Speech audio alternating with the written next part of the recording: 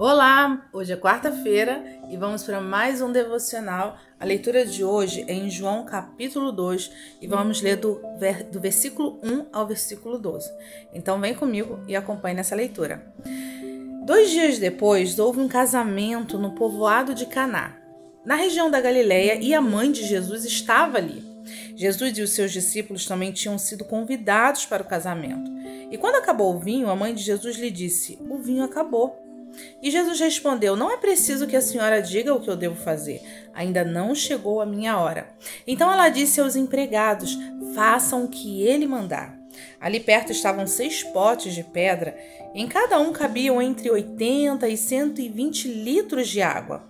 Os judeus usavam a água que guardavam nesses potes nas suas cerimônias de purificação. E Jesus disse aos empregados: "Encham de água esses potes", e eles o encheram até a boca. Em seguida, Jesus mandou: "Agora tirem um pouco da água desses potes e levem ao dirigente da festa." E eles o levaram. Então o dirigente da festa provou a água, e a água tinha virado vinho.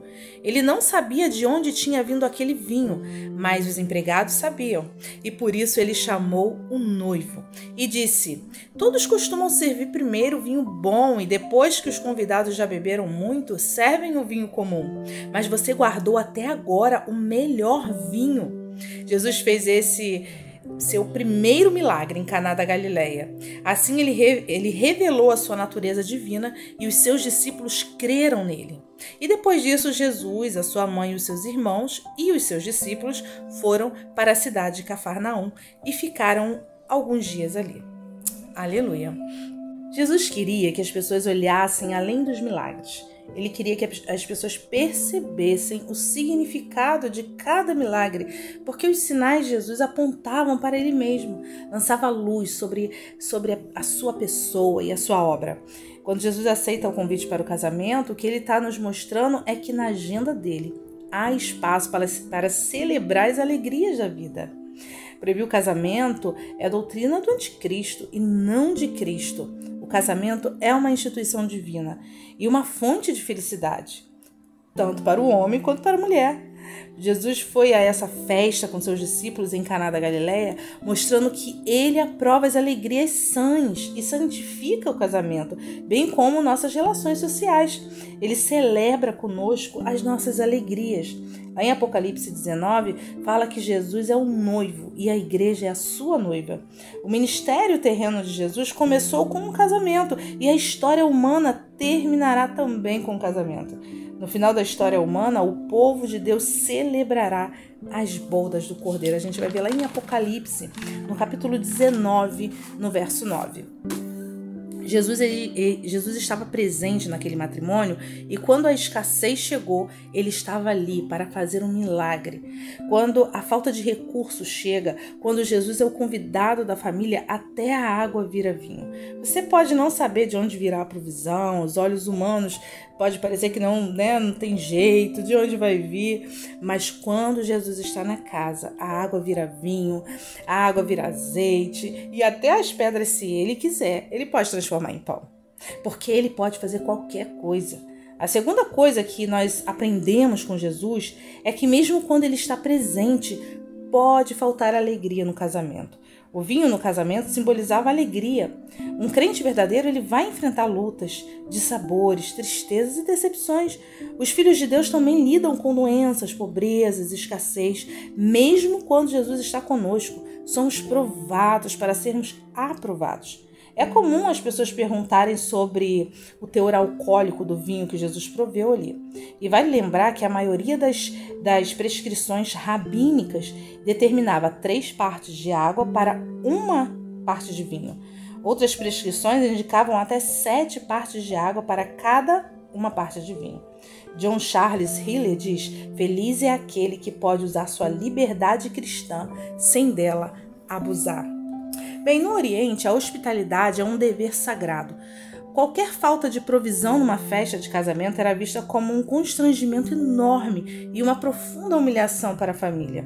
Maria percebeu que a família poderia passar por um grande vexame. E quanto mais cedo forem identificados nossos problemas, aqueles que atingem a nossa família, mais rápida e fácil será a solução do problema. Embora a responsabilidade financeira por todo o suprimento da festa coubesse ao noivo, Maria não espalhou a notícia da falta do vinho entre os convidados. Ela evitou um clima de murmuração. Ela levou o problema para quem podia resolver o problema: Jesus. Jesus não foi indelicado, porque em muitas traduções, né, ele se refere a Maria como mulher. Mulher, o que tenho eu contigo? A minha hora ainda não chegou. O termo ginai, que é mulher, né, foi o mesmo que ele usou quando estava na cruz. Lá em João 19, 26, diz assim: ora, Jesus vendo ali sua mãe e que o discípulo a quem ele amava estava presente, ele disse à sua mãe: mulher, eis aí o teu filho. Esse termo que ele usa, o ginai, pode ser traduzido como madame ou minha senhora. Jesus disse a Maria que agiria de acordo com uma agenda celestial determinada pelo Pai.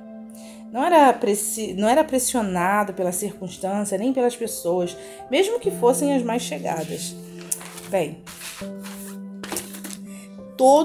todos, incluindo seus familiares, precisavam ter consciência de que ele andava conforme a agenda do céu, não conforme as pressões da terra. Em João 2, no verso 5, Maria diz: fazei tudo quanto ele vos disser. Maria não sabia o que Jesus faria, mas entrega o problema ao filho e confia nele. Jesus ordenou que os servos enchessem as talhas de água. Estes poderiam ter também argumentado e até questionado a Jesus, mas obedeceram prontamente. Não é o nosso papel discutir com Jesus, mas obedecer-lhe. O milagre de Jesus começa com uma ordem que parece totalmente absurda. Falta o vinho, Jesus manda trazer água. Mas as talhas que Jesus usou ali, muito interessante, que aquelas talhas que ele mandou encher de água serviam para purificação, exigida pela lei e pelos costumes judaicos. As talhas ficavam cheias de água, para que os convidados pudessem lavar as mãos, de acordo com o costume. Esse milagre foi visto como um sinal que apontava para a nova ordem inaugurada por Cristo, o vinho novo em substituição à antiga ordem dos rituais judaicos. Bem, o mestre Sala, que era o responsável pela festa, quando ele provou o vinho, ele chamou o noivo. O homem pensou que o noivo tinha quebrado o protocolo ao deixar o melhor vinho para o final da festa. O melhor vinho sempre era servido no início da festa. E quando Jesus opera o seu milagre no casamento, o melhor sempre vem depois. O vinho que Jesus forneceu é inigualavelmente superior. Depois do milagre, são registradas duas consequências. A glória de Jesus se manifestou e os seus discípulos creram nele. Na primeira vez em que ouvimos falar sobre João Batista na Bíblia, somos informados a respeito de sua dieta restrita. Ele comia gafanhotos, mel silvestre, lá em Mateus 3, 4 a gente vê. Mas na primeira vez em que ouvimos falar sobre Cristo, o início do seu ministério público, nós o vemos em uma festa de casamento. Glória a Deus, que maravilha, né? O Senhor se alegra conosco, o Senhor quer participar da nossa vida, o Senhor quer estar em tudo, suprindo as nossas necessidades. Vamos passar por problemas? Vamos. Vamos passar por tribulações? Também vamos, porque Ele disse, né? No mundo tereis aflições, no mundo vocês vão estar ali como ovelhas no matadouro, mas eu estarei convosco todos os dias. O Senhor, Ele nos garante a vitória, Ele nos garante a provisão, Ele nos garante o socorro. O que nós temos que fazer? Obedecer, confiar e nunca questionar o Senhor, mas fazer tudo como Maria disse, fazer tudo o que Ele vos mandar. Obrigado por essa palavra, Senhor. Obrigado por esse devocional. Que o Senhor venha nos ensinar a sermos obedientes, pacientes, Senhor. Que possamos ter maturidade para saber que o Senhor já determinou o tempo de todas as coisas. Mas nós precisamos entender isso. Muitas vezes questionamos, achamos que está demorando a acontecer as coisas, mas o Senhor sabe do tempo. Que o Senhor venha preparar o nosso coração, que o Senhor nos ajude com o tempo. Pai, muito obrigado por essa palavra, muito obrigado pelo seu milagre, muito obrigado, Senhor, porque o Senhor se lembra das nossas aflições, o Senhor se lembra das nossas dificuldades, o Senhor está aqui pronto para, em todo o tempo, andar com a gente, participar da nossa festa, participar do nosso casamento, da nossa casa.